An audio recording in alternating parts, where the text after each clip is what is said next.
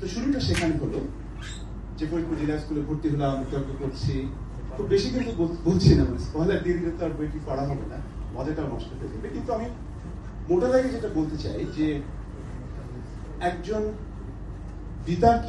বিতার্কিক হয়ে ওঠে তার পারিপার্শ্বিকতার কারণে, মানে তার যে কালচারাল এক্সপোজার, তার জীবন দর্শন, তার পরিপার্শ্ব কিভাবে তাকে প্রভাবিত করছে, এবং সবচেয়ে বড় কথা পরিবার তাকে কিভাবে গড়ে তুলছে, কোন ভ্যালুস গুলো তার ভিতরে প্রবেশ করাচ্ছে, এটা খুবই গুরুত্বপূর্ণ। এবং শিক্ষক বিশেষ করে আমার এই বইয়ের একটা বিরাট অংশ জুড়ে আমার শিক্ষকদের কথা রয়েছে।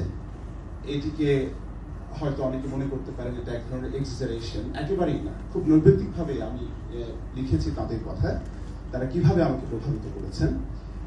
এবং এই বইয়ের একটা বিরাট অংশ জুড়ে তিথি শুনলে খুশি হবে যে প্রায় 500 মতো নাম আছে যাদের কাছে আমি কৃতজ্ঞ।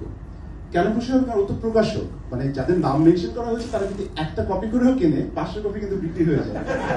এটাও একটা স্ট্র্যাটেজি বই বিক্রি করার। তো সেই কৌশলটি আমাকে নিতে হয়েছে, কেননা বই পড়ার প্রবণতা বা এই যে বলবো যে প্রিন্টেড ম্যাটেরিয়াল এখন তো আমরা পড়তে চাই না। গার্ডিয়ান টাইমসকেও বলতে হয় যে তোমরা সপ্তাহে 1 কাপ চা বা কফি কম খেয়ে একটা পত্রিকা কেন, আমাদেরকে বাঁচিয়ে রাখবে।